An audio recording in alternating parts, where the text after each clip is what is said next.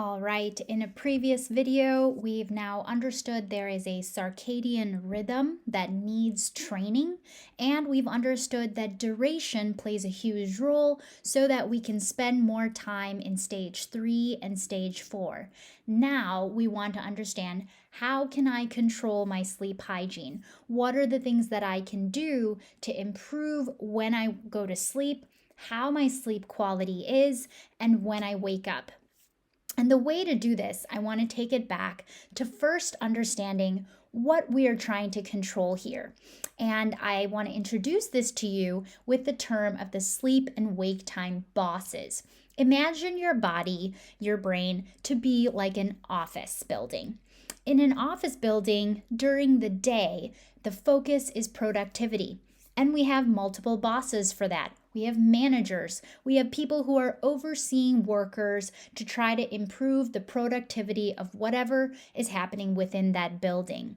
Now, at nighttime, many of us leave that building, but it doesn't mean the building completely shuts off, correct? We have a whole nother set of bosses, management or custodial services, that come in to try to clean and rejuvenate, restore that building into a space that can be used for productivity yet again the next day.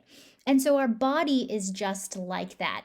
Our organs don't completely shut off or shut down. What they do at nighttime or whenever you're going to sleep is going to be going into that rejuvenation or custodial services mode.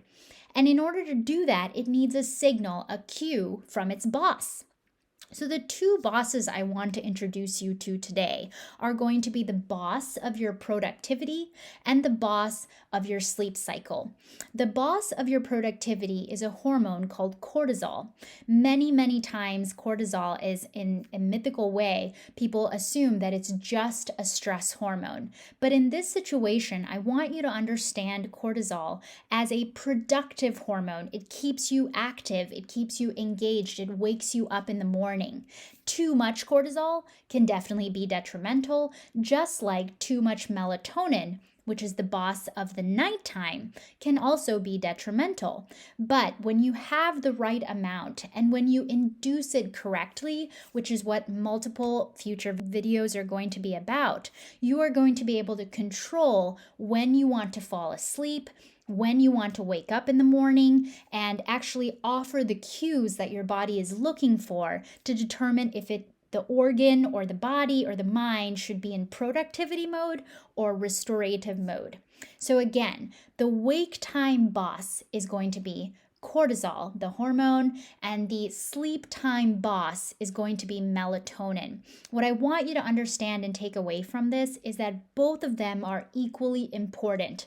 Now, bosses don't really like to overstep on each other, and neither do cortisol and melatonin. So when we're trying to sleep train, we want them to be utilized at the right time for our body so that our organs and the entire body knows, should I be in productivity mode or should I be in restorative mode or custodial services mode?